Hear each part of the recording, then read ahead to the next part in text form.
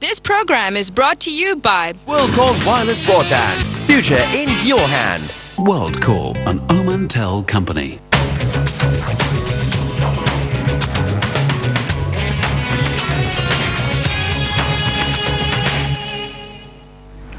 Welcome back नाजरीन। आज break से पहले हम लोग बात करते हैं कमोडिटी मार्केट्स के ऊपर, हमारा पूरा फोकस है प्रोग्राम में आज। और ब्रेक से पहले हम एडवांटेजेस को जो है वो डिस्कस कर रहे थे। साथ रफ़ी मेरे साथ मौजूद हैं, ये हेड ऑफ बिजनेस डेवलपमेंट है एकेडी कमोडिटीज़ के अंदर। साथ डिस्कशन को कंटिन्यू करना चाहूँगी।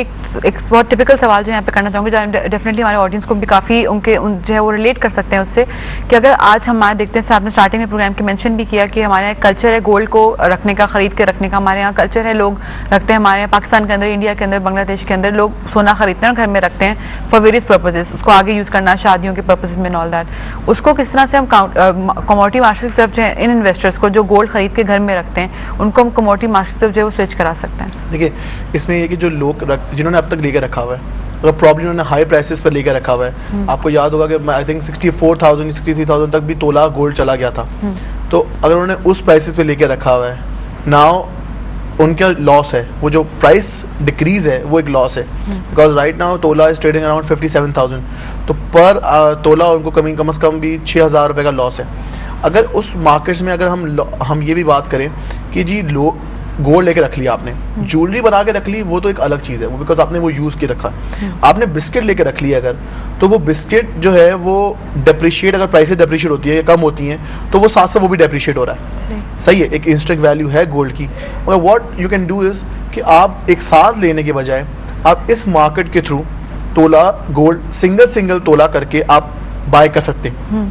आपको अगर मार्केट में ले जाते हैं तो आपको एक साथ 10 तोले का बिस्किट लेना होता है, दैट कॉस्ट यू अराउंड 5,70,000 रुपये। अगर आप इसी चीज़ को एक्सचेंज के ऊपर 1 तोला करके या 2 तोला करके आप बाइंग करते हैं लोअर लेवल्स, तो आपकी एवरेज प्राइस भी अच्छी होगी चीज़ की, सिक्योरिटी भी होगी, ब्रांडेड प्रोडक्ट होगा कि आप ब्रांडेड प्रोडक्ट ले रहे हैं एक एक्सचेंज से, और वो ब्रांडेड प्रोडक्ट जो है वो आपको मिल भी तोला करके रहा है। 10 तोला होने के बाद आप उसको वॉल्ट में रहने दें और वॉल्ट की चार्ज फीस दे के और सिक्योर रहने दें। जब चाहें, जब प्राइसेस ऊपर हो उसको सेल कर दें।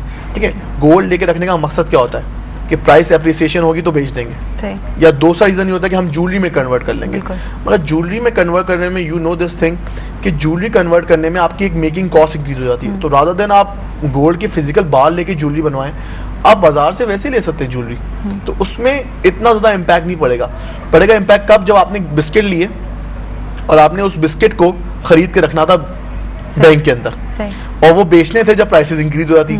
तो रादर देन आप बैंक के अंदर अपनी जगह से लें, सिक्योरिटी कंसर्न्स को अपने ऊपर रखें और जाके बैंक में जमा कराएं, और बैंक में अल्लाह ना करे कुछ मसला हो जाए उसके बाद या तो घर में रखें, और अगर कोई चीज़ थेफ्ट हो जाता है। एक और चीज़ भी यहाँ पे काफ़ी देखते हैं कि जैसे आपने बोला कि एक तो हम बिस्किट्स लेके 5 लाख 5.5 लाख जितने का भी मिलता है वो लेके रखते हैं, वो तो डिफरेंट इन्वेस्टमेंट होगी। लेकिन हमारे यहाँ एक और ट्रेंड ये भी है जो हम देखते होंगे, डेफिनेटली आपके यहाँ भी, आप सराउंडिंग्स में आप देखते होंगे कि आदत होती है लोगों की यहाँ पर कि थोड़ा करके जमा करने की आदत होती है। अब जितना पैसा आया, एक्स्ट्रा पैसा थोड़ा सा बचा, थोड़ी आपकी सेविंग हुई, तो दे by gold, they bye jewellery, उसको भी, उस अमाउंट को भी आप जो है कमोडिटी मार्केट में अगर इन्वेस्ट करें तो आपको ज़्यादा रिटर्न मिलेगा। वो देखें, वो भी आप जमा क्यों करते हैं? क्योंकि आपकी सेविंग है, आपको पता है कि आगे जाके जो वो महंगा हो जाएगा। सही है, तो रादर देन अगर आप आगे जाके महंगा करने का एक कॉन्सेप्ट ही है, तो रादर देन आप पूरी इन्वेस्टमेंट लगाने के बजाय आप सिर्फ उसका मार्जिन यूज करके या उसका सिर्फ सर्टेन परसेंटेज अमाउंट यूज करके आप एक्सचेंज भी क्यों नहीं खरीद लेते? सही रिस्क क्या है? आपने एक तोला बिस्किट जो है, फॉर इंस्टेंस मैं आपको वजह एग्जांपल दूं कि अगर आपके पास बिस्किट है तो आपको बिस्किट बेचना है, आपने आपको यूज तो नहीं करना ना किसी चीज के अंदर। तो रादर देन बिस्किट अगर सामने है या नहीं है, एक चीज आपको 57,000 रुपीज की मिल रही है, वही चीज अगर आपको 6,000 रुपए में अगर मिल जाए तो आप उसको लेके रख लें, प्राइस अप्रिशिएट करे, बेच दे। बिल्कुल सही। साथ एक कॉलर हमारे साथ मौजूद है, उनसे बात करेंगे दोबारा डिस्कशन को, उसके बाद यहीं से कंटिन्यू करेंगे। अस्सलाम वालेकुम।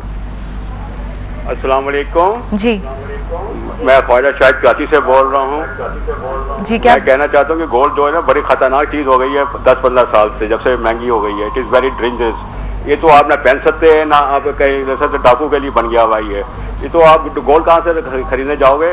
आप तो मैं बोल्डर मार्केट में 10 साल पहले गया था, 2 तोले खरीदे, मेरे पीछे पूरी लग गए थे डाकू लगा रहे हैं। पहले आपसे रिक्वेस्ट करूंगी, मैं टीवी का वॉल्यूम थोड़ा सा लो कर दें, आपकी आवाज़ में काफ़ी ज़्यादा डिस्टर्बेंस जो है वो आ रही है। वो डाकू पीछे पड़ जाते हैं। आप लॉकर में जाए, लॉकर का किराया छोटा है, लॉकर का भी 5,000 रुपये किराया साल का। पहले आज से 30 साल पहले 50 रुपये किराया था। लॉकर में भी जाओ तो वहाँ भी पुलिस वाले डाकू लग जाते हैं। आप तो जो डेंजरस है, ठीक है, ये तो बिल्कुल इसको तो कट ऑफ कर देना चाहिए। गोल्ड तो जो भी लेडीज पहनते खतरनाक है, अपने दुश्मन है इसके। आज के तो gold thank you so much father साहब, आपका सवाल जो है मैं समझ गई। यहाँ पर वही हम लोग अभी नेक्स्ट पॉइंट पे आने लगे थे कि चोरी भी आप हमारे यहाँ देख रहे हैं। हमारे लॉ एंड ऑर्डर की सिचुएशन जो इतनी खराब जा रही है आजकल, लोग अगर खरीद के सोना रख लेते हैं यहाँ पर, या फिर इन्वेस्टमेंट अपनी ज्वेलरी वगैरह में कर देते हैं। हम देखते हैं यहाँ पे औरतों को बहुत शौक होता है, थोड़ी सेविंग हुई तो वो दे बाय अ ब्रेसलेट और समथिंग, और इवेंचुअली वो यहाँ पे इतना ज़्यादा लॉ एंड ऑर्डर के हालात जो है वो ख़राब हो गए कि वो चोरी हो जाती है। तो वो लोग भी, उन इन्वेस्टर्स को आप क्या सजेस्ट करेंगे किस तरह से वो कमोडिटी मार्केट में तरफ जो है वो स्विच कर सकते हैं, अपनी सेविंग्स को जो है वो सिक्योर कर सकते हैं? अब आप सिक्योरिटी की बात की, तो ज्वेलरी लेने के बाद एक तो सिक्योरिटी तो चीज़ आना तो एक अलग चीज़ है। आपको अपनी जान की थेफ्ट वो भी होता है, रिस्क होता है कि यार आप चीज़ पहन रहे हो, at the end of the day अगर वो लेने भी आया है, इन द कन्फ्यूजन थिंग अगर कोई चीज़ हो जाती है तो इससे अच्छा मत ले या मत पहने। अगर सेविंग करनी है, अगर आप यही जो बात ये कह रहे थे कि जी हम जाते हैं किसी बाजार से, मार्केट से तोला बिस्किट लेने के लिए, रास्ते में छिन जाए, बिल्कुल सही है। इसीलिए मैं ये कह रहा था कि एक्सचेंज के ऊपर अगर आपको कुछ नहीं करना, एक प्लेटफॉर्म है, आपको कंपनी में आना है, एक चेक देना है, किसी भी ब्रोकरेज हाउस में जाएं, वहाँ एक चेक दें और उनको कहें कि जी मेरा अकाउंट खोल दे। उस अकाउंट के ऊपर आपने जो है वो गोल्ड बाय करना है, सिंपली आपको चेक देना है, कोई सिक्योरिटी कंसर्न नहीं है, एक अच्छा ब्रोकरेज हाउस बंद के जाएगा नहीं, उसके पास पैसा एक्सचेंज की तरफ से भी डिफॉल्ट रिस्क है, फ्री है, SEC रेगुलेटेड है। तो इस चीज़ से बचने के लिए आप क्या कर सकते हैं कि आपने पैसा रखवा दिया अकाउंट के अंदर, वो भी बैंक ट्रांसफ़र है, कोई कैश इन्वॉल्वमेंट नहीं है, कोई डिलीवरेबल प्रोडक्ट नहीं है, डिलीवरी लेके घर नहीं जाना। आपको क्या करना है कि आपको एक्सचेंज के प्लेटफॉर्म पे ऑन अ स्क्रीन जो रेट, मार्केट कंपैटिबल रेट आ रहा होगा उसके ऊपर बाय करना है, सही है। और उस बाइंग को में आपको कोई थेफ्ट नहीं होगा कि जी चोरी हो जाएगा, गुम जाएगा, ख़राब हो जाएगा। आपने ला के रख दिया और वो वहाँ पे सेव है, और जब प्राइसेस इंक्रीज हुई आपने सेल कर दिया। आपके पास 50,000 रुपए हैं तो उसमें आप तोला नहीं खरीद सकते, आपको you need at least 57,000 rupees to buy 1 तोला ऑफ गोल्ड।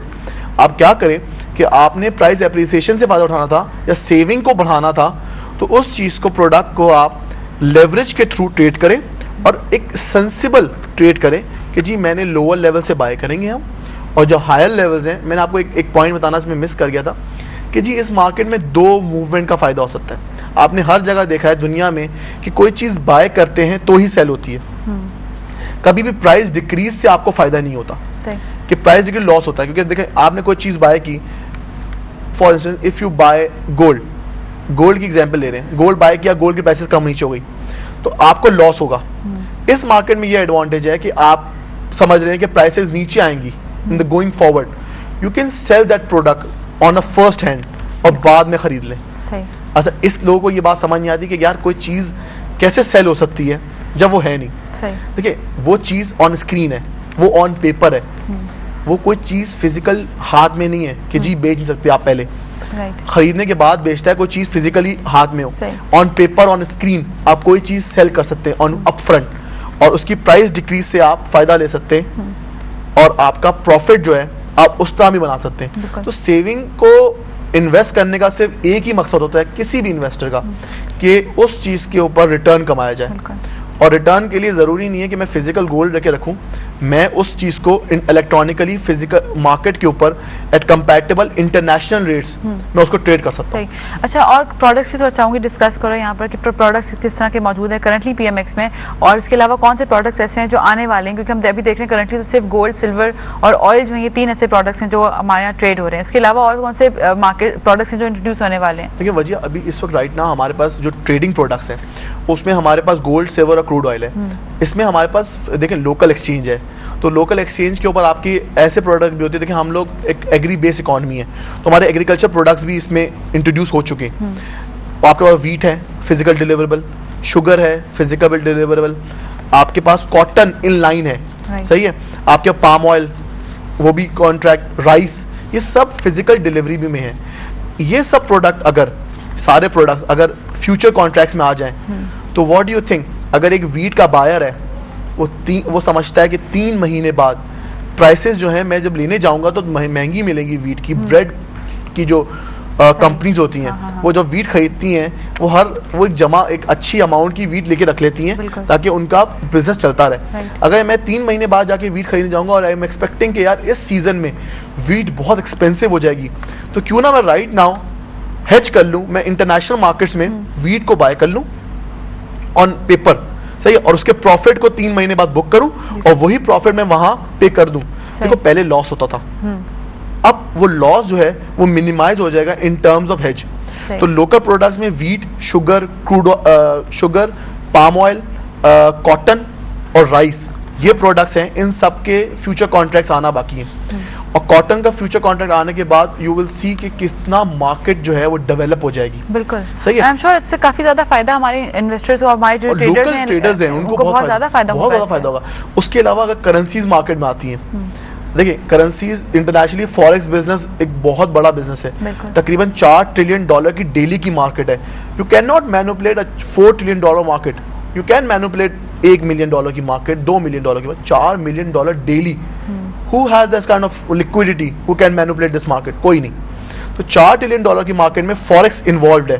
तो अगर हम 3 मेजर करेंसीज हमारी जो इनलाइन एक्सचेंज के साथ कि जी एक्सचेंज जो है वो 3 करेंसीज को अपने प्लेटफॉर्म पे लेके आएगा, SECP की तरफ से अप्रूवल है, PMX अपना पूरा ग्राउंड होमवर्क कर चुका है, we need just a single approval by exchange कि जी अप्रूवल मिल जाता है, जैसे ही लॉन्च होगा तो उनके सबके लिए बहुत फायदा है। देखिए प्रोडक्ट रेंज बढ़ेगी तो मार्केट की डेप्थ बढ़ेगी। आप मुझसे पूछी थी कि जी हमारी एक्सचेंज का क्या ग्रोथ है, वो जो हम सवाल मिस कर रहे हैं, यही मेरा आखिरी क्वेश्चन था कि हम लोग जो है एंड की तरफ मूव करें, ग्रोथ जल्दी से बताते चलें क्या है। ग्रोथ 5% की पर मंथ ग्रोथ है एक्सचेंज के ऊपर, और लास्ट ईयर 150% ग्रोथ है। तो this is a very good sign. Daily का वॉल्यूम अराउंड हम एक्सचेंज का वॉल्यूम अराउंड 20 बिलियन का से एवरेज वॉल्यूम का काम होता है रुपीस के टर्म में, 90-80 बिलियन का टोटल वॉल्यूम है इस महीने का। तो ये बहुत अच्छा वॉल्यूम है, अच्छा अमाउंट है, मगर ये उस वक्त इंक्रीज होगा जब इस मार्केट्स के अंदर डिफरेंट फ्यूचर कॉन्ट्रैक्ट्स इंट्रोड्यूस कराए जाएंगे।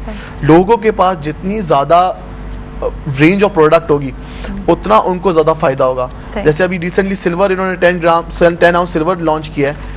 अब 10 ounce silver is the best product I can ever see, because 100 silver gram 100 ounces लेते हुए लोग डरते थे, 10 ग्राम लेते हुए लोग बिल्कुल नहीं डरेंगे। People can start with a smaller amount of if they make money, if they understand market well, then they can move on to bigger। अगर 50,000 से इन्वेस्टमेंट करना चाहता था पहले बंदा कोई, और अगर वो 50,000 से कर रहा है तो वो अब तीनों प्रोडक्ट में काम करता है। पहले वो सिल्वर में डरता था काम करते हुए, अब उसका 10 ग्राम का सिल्वर है, 1 आउंस का गोल्ड है और 10 बैरल का ऑयल है।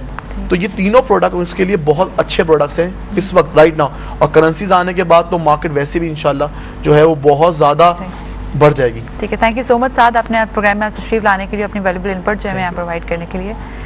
नाज़रीन के साथ ही प्रोग्राम जो अपने इख्तिताम को पहुँचता है। प्रोग्राम आपको कैसा लगा, आपके कुछ सवालात हो इस टॉपिक से रिलेटेड या किसी और टॉपिक पे आप प्रोग्राम देखना चाहते हो तो आप हमें लिख सकते हैं feedback@businessplustv.pk पर।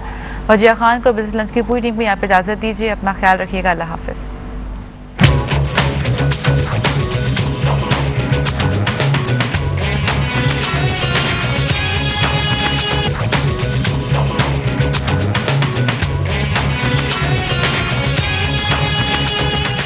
This program was brought to you by WorldCall Wireless Broadband. Future in your hand. WorldCall, an Omantel company.